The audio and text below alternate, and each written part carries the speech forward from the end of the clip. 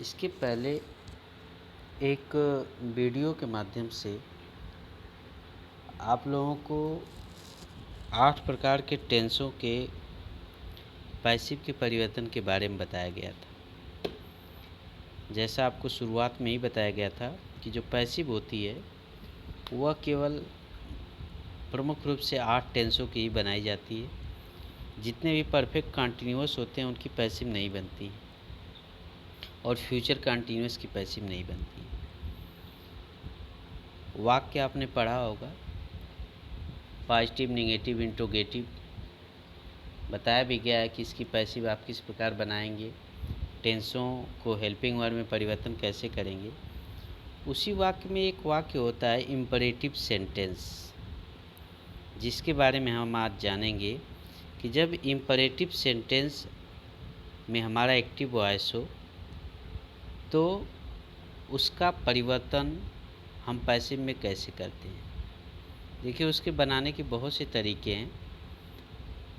आपको इस वीडियो में जो सबसे पहले लिखा हुआ है कि रूल यानी नियम, ऐसे वाक्यों का जो परिवर्तन है should be plus past participle द्वारा करें।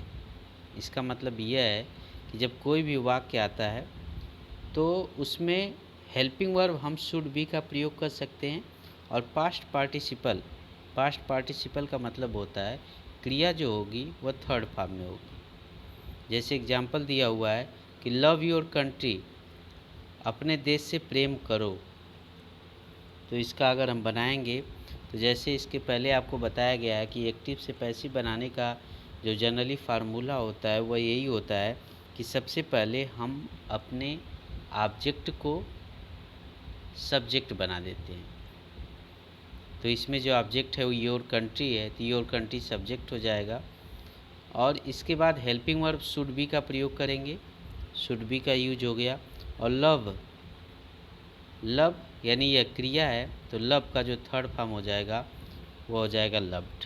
तो your country should be loved. दूसरा इसका तरीका होता है कि इसको हम लेट बी के प्रयोग के द्वारा भी बना सकते हैं। लेकिन लेट का देखिए प्रयोग कैसे करते हैं कि लेट बी दो सहायक क्रियाएं हैं, इन दोनों को हम अलग अलग करते हैं। तो let your country be loved. और इसका तीसरा नियम भी होता है और सबसे आसान नियम यह होता है कि इम्परेटिव सेंटेंस में जो वाक्य आते हैं वह या तो परामर्श होगा, या तो आदेश होगा, या तो प्रार्थना होगा, या रिक्वेस्ट होगा। ऐसे प्रकार के जब वाक्य आते हैं तो ऐसे प्रकार के वाक्यों में उसके भाव के अनुसार, जैसे अगर आदेश दे रहा है तो उसको यू आर ऑर्डर्ड टू में बदल दीजिए और शेष को जो भी है उसको वैसे ही उतार दीजिए। अगर सलाह दे रहा है तो उसको यू आर एडवाइज टू में बदल दीजिए। अगर सेंटेंस में कहीं भी प्लीज़ सर या काइंडली या मैडम लगा हुआ है तो उसको यू आर रिक्वेस्टेड टू में बदल दीजिए और प्लीज़ सर काइंडली या मैडम को हटा दीजिए।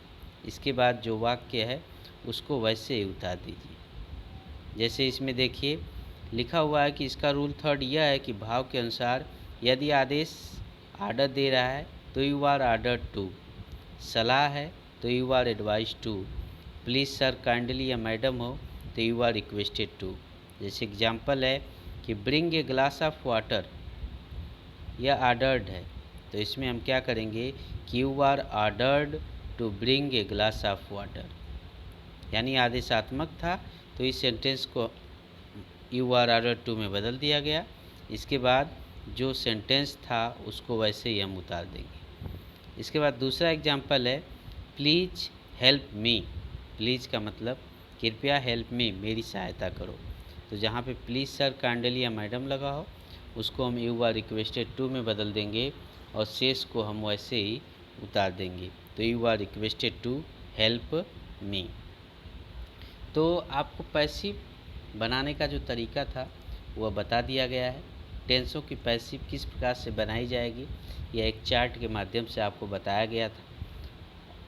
और इम्परेटिव सेंटेंस आज आपको बता दिया गया है कि इम्परेटिव सेंटेंस की पैसिव हम किस प्रकार से बनाएंगे। अगर फिर भी आपको कोई समस्या हो, समझने में कोई भी दिक्कत हो, अगर नहीं आ रही हो तो वह पूछ सकते हैं। और इस बात का विशेष ध्यान दें कि जनरली नियम यह है कि सबसे पहले हम अपने ऑब्जेक्ट को सब्जेक्ट बनाएंगे, इसके बाद हेल्पिंग वर्ब का प्रयोग करेंगे और इसके बाद क्रिया जो होती है वह सदैव थर्ड फॉर्म में होती है। इसके बाद जब हम अपने सब्जेक्ट को ऑब्जेक्ट बनाएंगे तो बाय प्रीपोजिशन लगा के उसे जोड़ देंगे। जब कोई भी एक्टिव वॉइस अगर कंटिन्यूअस में होगा तो उसमें एक परिवर्तन हम करते हैं कि जहाँ पे क्रिया का थर्ड फॉर्म लिखते हैं यानी पास्ट पार्टिसिपल लिखते हैं, उसके पहले बीइंग जोड़ देते हैं। दो ही कंटिन्यूअस बनाई जाती हैं, प्रेजेंट कंटिन्यूअस और पास्ट कंटिन्यूअस। दोनों की जो एक्टिव वॉइस में सहायक क्रियाएं होती हैं वही पैसिव में भी होती हैं।